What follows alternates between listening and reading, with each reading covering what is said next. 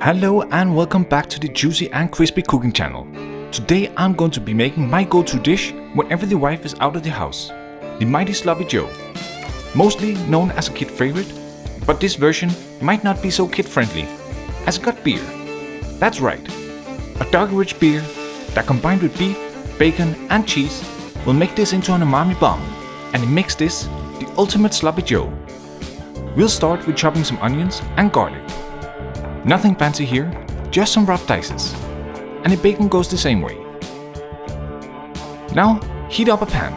We want it to be smoking hot and adding a bit of oil to it. I find that bacon on a dry pan, even though mostly fat, has a tendency to burn and not render the fat as we want unless it gets a little help from some oil. I'll cook the bacon until the fat has rendered and has gotten a bit of color. I'm not going for crispy bacon, just halfway there. Remove the bacon from the pan, but leave that precious fat around. You can drain some if there's too much, but hey, this is not a dish for when you're on a diet. Lower the temperature a bit and get the onion and garlic in with the remaining fat and let it soften. Now remove it from the pan and set it aside. As you can see, I don't spend much time draining the fat. A bit of brown bits adds to the flavor of this dish. Get the temperature up high again. Add the ground beef and just leave it. Don't start to mess around with it before it got some color.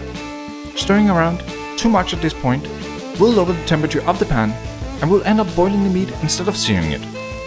I like when my Sloppy Joe got some chunks of meat and not resembling a meat sauce for pasta, so I'm not trying to break this up too much. But of course, you do you.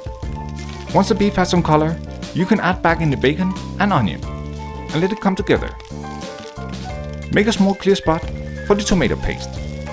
It's always a good idea to burn the tomato paste up a bit before mixing it in. Burning it will caramelize the sugars in the paste and intensify the flavors even more. Mix it all together and grab your beer. I'll use a dark beer that is already full of flavors. I think this type of beer goes well with the smoked taste of bacon. Now, the alcohol will evaporate, so you should be able to serve this up for the whole family. Finally, we'll add in a bit of cheese and tomato sauce.